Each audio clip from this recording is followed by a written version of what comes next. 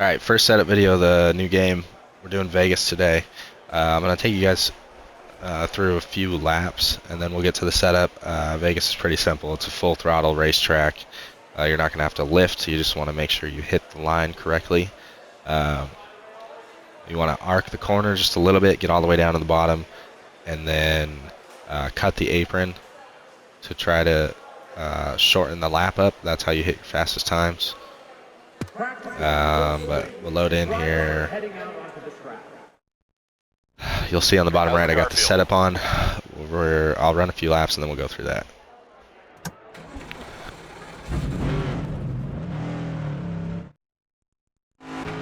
Get a good feel for the car and see if we can hit our goal out there.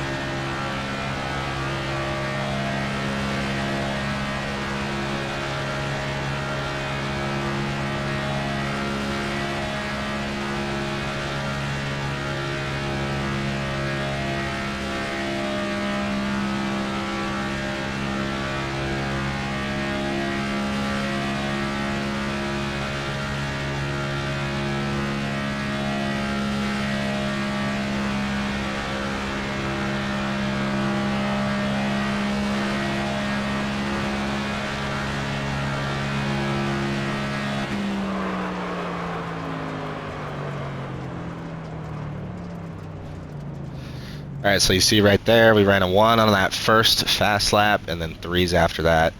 This is 3 times wear, so there is a little bit of tire fall off. Real quick, I'll show you guys my wheel settings. Obviously, you want to be on expert.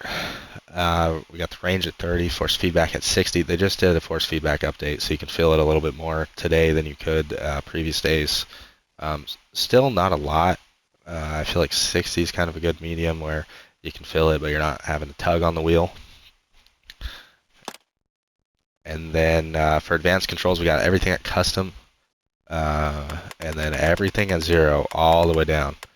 In my opinion, I think if any of these are on, it's not technically an assist, but the game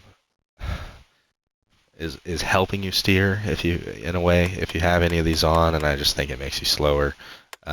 You don't need any of this to run those lap times. So, all right, we're gonna go to garage.